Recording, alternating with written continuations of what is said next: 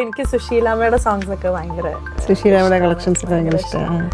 പിന്നെ ബോംബെ ജയശ്രീ മാമിന്റെ അതൊക്കെയാണ് കൂടുതൽ കേൾക്കാറ്. എന്താ മോക്ഷമു ഗലത എന്ന് പറഞ്ഞിട്ടൊരു കൃതി ഇപ്പൊ ഹരീഷേട്ടൻ ഇപ്പൊ കുറച്ചായി ഇറക്കിയിട്ട് ഒരു ഐ തിങ്ക് 1 year ഒക്കെ 1.5 years ആയിട്ടുണ്ടാവും ഇറക്കിയിട്ട്. ഞാൻ ഒരു എക്സാമ്പിൾ പറയാം. അത് ആക്ച്വലി നമ്മൾ ഓൾറെഡി പഠിച്ച കൃതിയാണെങ്കിൽ നമുക്ക് ഭയങ്കര അൺലേണിംഗ് ആയിരിക്കും അത്. കാരണം ഹരീഷേട്ടന്റെ version is completely different. Like ഹരീഷേട്ടന്റെ ഇന്റർപ്രിട്ടേഷൻസും ഹരീഷേട്ടൻ ആ പാട്ടിൽ വേണ്ട കാര്യങ്ങളും ഭയങ്കര ഡിഫറെന്റ് ആയിരിക്കും. സോ അതിലേക്ക് നമ്മളൊന്ന് എന്താ പറയാ അക്ലിമറ്റൈസ് ആയി വരാനായിട്ട്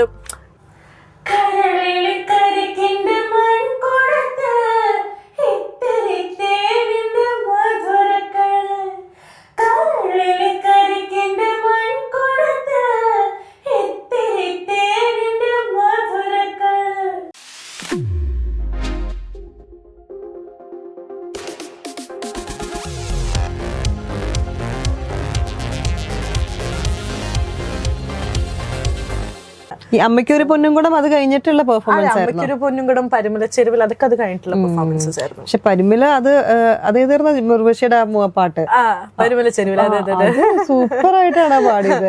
അതില് ഈവൻ ആ സ്പെക്സ് ഇട്ടിട്ടുള്ള സീൻസും പിന്നെ ഒരു ഇക്കിള് വരുന്ന ഒരു സംഭവം ഉണ്ടല്ലോ, അത് ആ മോഡുലേഷൻസ് അതൊക്കെ എങ്ങനെയാ അത് പഠിച്ചത്? ലൈക്ക് ആ ഫീലൊക്കെ ശരിക്കും അത് കണ്ടിരുന്നു മൂവി കണ്ടിട്ട്? അതെ കണ്ടിരുന്നു. പിന്നെ നമ്മുടെ റൗണ്ട് അതായിരുന്നു. It was move it with move it round ആയിരുന്നു. അപ്പൊ മൂവ് ഇറ്റ് റൗണ്ട് എന്ന് പറയുമ്പോ നമ്മള് കുറച്ച് എന്താ പറയാ അഭിനയിച്ച് ആടി അഴിഞ്ഞാടി പെർഫോം ചെയ്യുന്ന ഒരു റൗണ്ട് ആയിരുന്നു. അപ്പൊ അതിന് പറ്റിയ ആപ്റ്റ് സോങ്ങും ആയിരുന്നു കിട്ടിയത്. സോ ഈവൻ ദ കോസ്റ്റ്യൂം, എനിക്ക് ചിത്രേശ്വര കമന്റ് അന്ന് പറഞ്ഞിട്ടുണ്ടായിരുന്നു, എനിക്ക് പോലും ഇങ്ങനെ പെർഫോം ചെയ്തിട്ട് ഈ പാട്ട് പാടാൻ പറ്റില്ല. നല്ല ചമ്മലായിരുന്നു. പക്ഷെ അതൊന്നും കണ്ടില്ല കേട്ടോ. അതൊന്നും അല്ല, അങ്ങനെ ചമ്മലായിട്ടിരുന്നിട്ട് എല്ലാരും ഒന്നിനൊന്ന് മെച്ചായിട്ട് ഓരോരോ പെർഫോമൻസസ് ചെയ്തോണ്ടിരിക്കല്ലേ. അങ്ങനെ ഇരുന്ന് അങ്ങനെ ഇരിക്കുള്ളൂ. ഞാനും എന്തായാലും ഹാവ് ഫൺ എന്നുള്ള രീതിയിൽ നമുക്ക് അതിന്റെയൊക്കെ അതിന്റെ അനുപല്ലവിയുടെ ഒരു കുറച്ച് ഭാഗങ്ങള് മറ്റേ മോഡുലേഷൻസ് എല്ലാം കൂടിയിട്ട് വരണത്. കരളിലെ കരക്കിന്റെ മൺകുടത്ത് ഇത്തിരി തേനിന്റെ മധുരക്കള്, കരളിലെ കരക്കിന്റെ മൺകുടത്ത് ഇത്തിരി തേനിന്റെ മധുരക്കള്, ഒരു തുള്ളി മോന്തി കുരുവിപ്പെണ്ണ്, ആ കുരുവിപ്പെണ്ണ് ആടുന്നു പാടുന്നു ലഹരി കൊണ്ടേ ലഹരി കൊണ്ടേ, പരുമല ചെരുവിലെ പടിപ്പുര വീട്ടിൽ 18-ാം വട്ട തെങ്ങ് വെച്ചു, കണ്ണീർ നരന കാരണവൻ മോഹത്തിൻ കണ്ണീർ തേവി വെള്ളമൊഴിച്ചു, കുളിർ തണ്ണീർ തേവി വെള്ളമൊഴിച്ചു. അതൊരു ന്യൂ എക്സ്പീരിയൻസ് കൂടെ ആയിരിക്കില്ലേ ആ ഒരു ജോണറിലേക്ക് എക്സ്പ്ലോർ ചെയ്യാന്ന് പറയുന്നത്. നമ്മള് പ്രതീക്ഷിച്ചില്ല നമ്മളെ കൊണ്ട് ഇതിങ്ങനെ പാടാൻ പറ്റും, പെർഫോം ചെയ്യാൻ പറ്റും എന്നൊക്കെ ഉള്ളത്. മെന്റർ വീണ ചേച്ചിയായിരുന്നു. അപ്പൊ ചേച്ചി ഭയങ്കര എക്സൈറ്റഡ് ആയിരുന്നു. ഇതെന്താ വിളിച്ച് ചെയ്യാൻ മോളെ കാണിക്കാനായിട്ട്. അപ്പൊ ചേച്ചിയുടെ കുറെ ഈവൻ ആക്ടും എല്ലാം ചേച്ചിയുടെ ഹെൽപ്പ് ഉണ്ടായിരുന്നു. പിന്നെ സൂര്യ ഉണ്ടായിരുന്നു കൂടെ, അവനായിരുന്നു ഡയലോഗും കാര്യങ്ങളൊക്കെ പറയാൻ. മൊത്തത്തിലൊരു നല്ല മോഹൻലാലായിട്ട്. അതെ, നമ്മുടെ ഗ്രൂമിംഗ് സെഷൻസ് ഓൾസോ കുറച്ച് ഇൻട്രസ്റ്റിംഗ് ആയിരുന്നു. ആ പാട്ടിന് വേണ്ടിയിട്ട് നമ്മളെടുത്തൊരു ഇതിന്റെ ഫീലൊക്കെ എങ്ങനെയാ കിട്ടണത്? ലൈക് മൂവീസ് കാണാറുണ്ടോ പാട്ട് പാടുമ്പോ? അല്ലെങ്കിൽ ഞാൻ ആക്ച്വലി ഒരു മൂവി ബഫ് അല്ല. പക്ഷെ ഞാൻ ഇപ്പം പാട്ടിന് വേണ്ടിയിട്ട് ഞാൻ ഇടയ്ക്ക് പാട്ടിന്റെ സീനോ അതിന്റെ കഥ എന്താന്ന് അറിയാറുണ്ട്. അല്ലാണ്ട് മൂവി ഇരുന്ന് കാണൽ പരിപാടികളൊന്നും ഇല്ല. പക്ഷെ സ്പടികം പിന്നെ ഓഫ് കോഴ്സ് ലൈക്ക് എല്ലാരും കണ്ടിട്ടുള്ള മൂവിയാണ്. അപ്പൊ അത് ഫീല് കൊണ്ടുവരാൻ വേണ്ടി ചില പാട്ടിന്റെ കറക്റ്റ് കിട്ടണമെങ്കിൽ അപ്പം സ്പടികം ഞാൻ ഈ പറഞ്ഞ കുറെ തവണ കണ്ടിട്ടുള്ള മൂവിയാണ്. പിന്നെ എനിക്കും ഈ പാട്ട് ഇത് എന്റെ ഒരു ടൈപ്പ് അല്ലെങ്കിൽ എനിക്ക് ഒരു താല്പര്യം ഉണ്ടായിരുന്നു, ഇത് എങ്ങനെ ചെയ്യണം എന്നുള്ളൊരു സാധനം ഉണ്ടായിരുന്നു. സോ അങ്ങനെ ആ ഒരു ചാലഞ്ചിങ് ആയിട്ട് എടുത്തൊരു സോങ് ആയിരുന്നു. ഇതിൽ പാടാൻ പറ്റാത്ത സോങ്സ് ഏതെങ്കിലും ഉണ്ടായിരുന്നോ മനസ്സിലായി? എനിക്ക് ഇങ്ങനെ മറ്റേ ഇനി ഒരു പാട്ട് ഇനി ആ പാട്ട് പാടണമെന്നുണ്ടായിരുന്നു എന്നുള്ള സോങ്സ് അങ്ങനെ ഏതെങ്കിലും? സ്റ്റാർ സിംഗർ ഇഷ്ടംപോലെ. അയ്യോ എനിക്ക് സങ്കടം ശരിക്കും പറഞ്ഞാൽ. ഞാൻ ഇങ്ങനെ ഓർക്കും അയ്യോ ഇത് പക്ഷെ നമുക്ക് പറയാൻ പറ്റില്ല. നമ്മളിങ്ങനെ വിചാരിക്കും ഇത് എനിക്ക് പാടാൻ പറ്റുന്നെങ്കിൽ ഞാൻ പൊളിച്ചേനെ. പക്ഷെ നമുക്കൊന്നും പറയാൻ പറ്റില്ല 5 മിനിറ്റ് എന്ത് സംഭവിക്കാം. പക്ഷെ ഇഷ്ടംപോലെ സോങ്സ് ഉണ്ട്. എനിക്ക് സുന്ദര സ്വപ്നമേ എന്ന് പറഞ്ഞ പാട്ട് എനിക്ക് ഭയങ്കര ഇഷ്ടമാണ്. അപ്പൊ അത് പാടണമെന്നുണ്ടായിരുന്നു. അതിനേക്കാളൊക്കെ ഭയങ്കര ആഗ്രഹം എനിക്ക് മായാ നടന വിഹാരിണി, ഒരു പക്ക സെമി ക്ലാസിക്കൽ, സെമി എന്നൊന്നും അല്ല ക്ലാസിക്കൽ തന്നെ ബേസ്ഡ് ഒരു സോങ് ആയിരുന്നു. അങ്ങനെ ഒരു 2-3 പാട്ടുകൾ ഉണ്ടായിരുന്നു എനിക്ക് പാടണം എന്ന് ഭയങ്കര ആഗ്രഹമുള്ള. പക്ഷെ ഫേവറേറ്റ് ലിസ്റ്റിൽ ഉണ്ടായിരുന്ന പാട്ടുകൾ ഫേവറേറ്റ്, അതായത് എനിക്ക് ഈ സ്റ്റേജിൽ ഇത് പാടണം എന്നുള്ളൊരു സംഭവം. അങ്ങനെ ഈ സുന്ദര സ്വപ്നം എനിക്ക് ഭയങ്കര ആഗ്രഹമായിരുന്നു പാടണം. കിട്ടിയതായിരുന്നു. പിന്നെ അതിൻ്റെതായ വഴിക്കത് പോയി. പിന്നത്തെ അടുത്ത പാട്ട് ഏതായിരുന്നു? മായാ നടന വിഹാരിണി. അതൊരു പക്ക കർണാട്ടിക് ബേസ്ഡ് ഒരു സോങ് ആയിരുന്നു. അപ്പം എന്താ രസപ്രായം നമുക്ക് 2-4 വരി. സുന്ദര സ്വപ്നമേ സുന്ദര സ്വപ്നമേ നീ എനിക്കേകിയ വർണ്ണ ചിറകുകൾ വീശി പ്രത്യുഷ നേത്രയിൽ ഇന്നലെ ഞാനൊരു ചിത്രപതംഗമായി മാറി. സുന്ദര സ്വപ്നമേ നീ എനിക്കേകിയ വർണ്ണ ചിറകുകൾ വീശി രാഗസങ്കൽപ്പ വസന്തവനത്തിലെ മാഗന്ധ മഞ്ജരി തേടി. രാഗസങ്കൽപ്പ വസന്തവനത്തിലെ മാഗന്ധ മഞ്ജരി തേടി.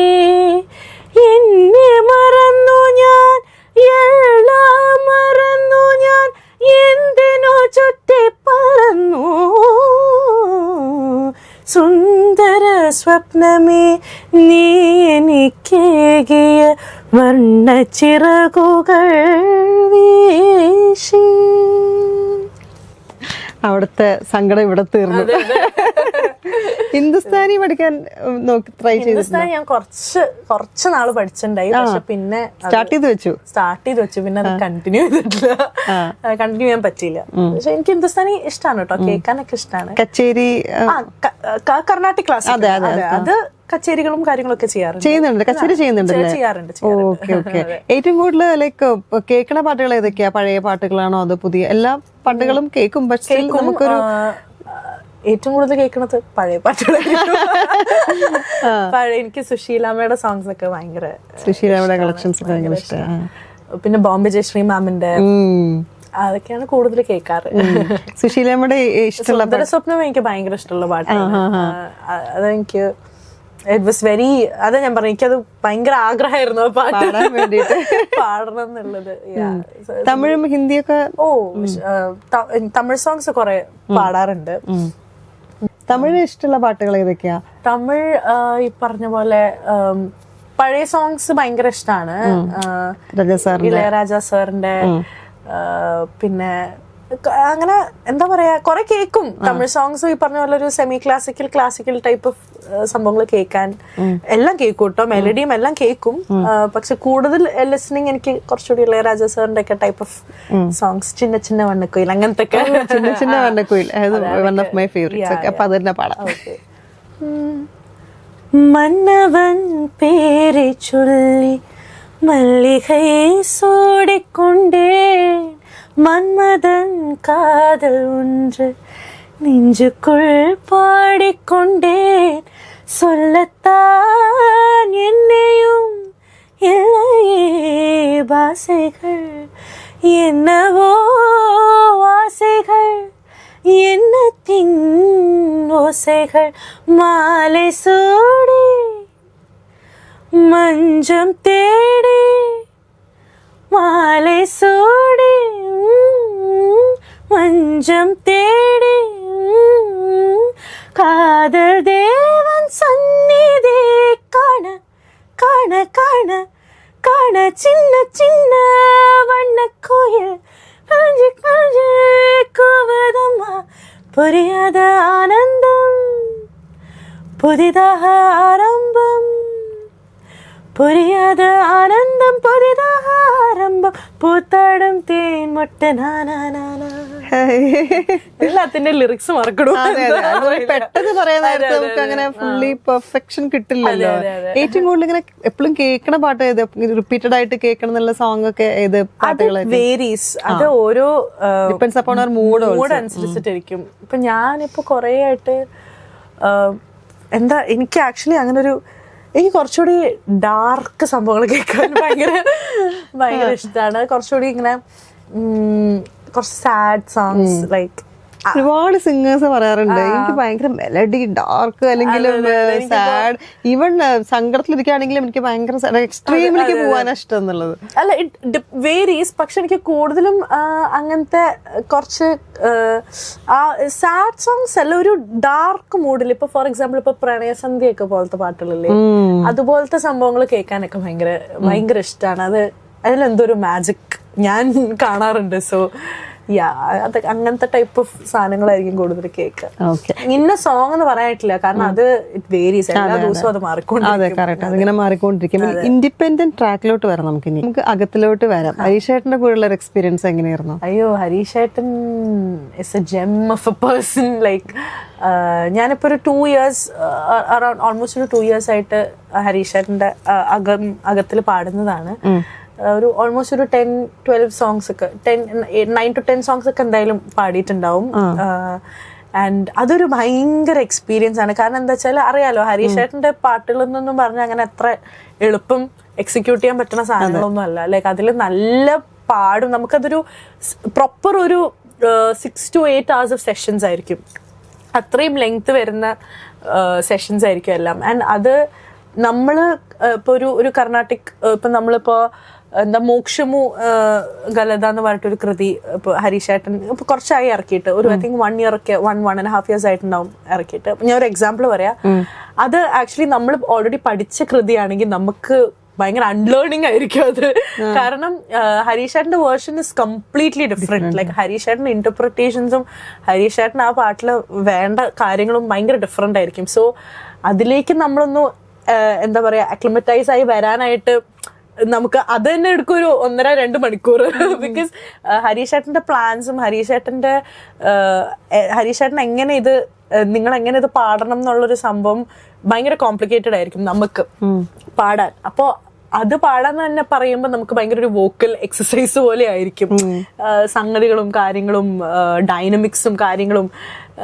അപ്പോൾ എനിക്കെപ്പോഴും തോന്നിയിട്ടുള്ളത് ഹരീഷന്റെ കൂടെ വർക്ക് ചെയ്യുമ്പോൾ ഒന്നാമത്തെ he's A very fun personality. Like എന്താ ഹരീഷന്റെ പാട്ടുകൾ കുറെ പാടാൻ ഉണ്ടെങ്കിലും ഒക്കെ പുള്ളി നമുക്കത് ഫീൽ ചെയ്യിപ്പിക്കില്ല. ലൈക്ക് ഹീസ് വെരി പറഞ്ഞ പോലെ ഭയങ്കര പേഷ്യന്റ് ആണ് ആള്. സോ കുഴപ്പമില്ല, ടൈം എടുത്ത് പാടിക്കോളൂ എന്നായിരിക്കും ഹരീഷേട്ടൻ എപ്പോഴും പറയാം. അപ്പൊ നമ്മുടെ അതാ പറഞ്ഞ ഇപ്പൊ ഒരു സോങ് തന്നെ ചിലപ്പോൾ ഒരു 6 to 8 hours ഓഫ് ടൈം ആയിരിക്കും.